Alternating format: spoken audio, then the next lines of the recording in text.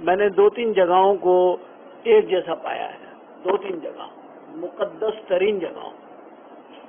وہ میں اس لیے آپ کو بتا رہا ہوں یہ بات کہ جب میں پہلی مرتبہ عمرے کے لیے میں وہاں حاضر ہوا جی مکہ پاک، وہاں سے پھر میں مدینہ آیا. جی اور جب میں مدینہ آیا اور جب میں نے فجر کی نماز پڑھی مدینے میں اور جب میں مدینہ منورہ میں نماز پڑھ کے جنت البقیع کی طرف سے جو باب جبریل ہے وہاں سے میں نکلا تو میں نے اس گنبد خضرا پر وہ جو نور دیکھا، وہ جو نور تھا نا وہ پھر مجھے اور چند مقامات پہ بھی نظر آیا.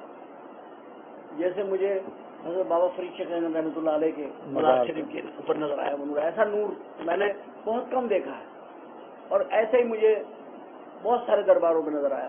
اور اس دن جس دن میں گیا تھا خانہ مدینہ مجھے وہی نور نظر آ رہا تھا. سبحان اللہ. جب اللہ کے حبیب کا اور اللہ کا اور اس کے انبیاء کا اور اس کے اولیاءوں کا اس کے قلندروں کا غوثوں کا اس کے مظلوم فقیروں کا ذکر جب ہوتا ہے جس جگہ مسلسل ہوتا ہے متواتر ہوتا ہے جی تو اللہ تعالیٰ اس جگہ کے اوپر نور برسانا شروع. مولانا صاحب کو میں نے جب دیکھا ہے جی مجھے ان کے اندر ایک بات بہت اچھی لگی ہے کہ ان کے اندر بناوٹ نہیں ہے.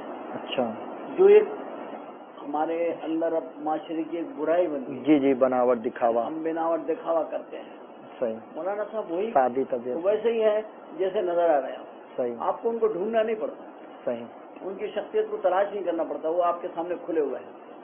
صحیح. جیسے کوئی شخصیت آپ کے سامنے رکھی ہوئی ہے. مجھے ان سے مل کے بڑا سکون ملا اور سکون اس بات کی علامت ہوتی ہے کہ یہ آدمی بہت اچھا ہے.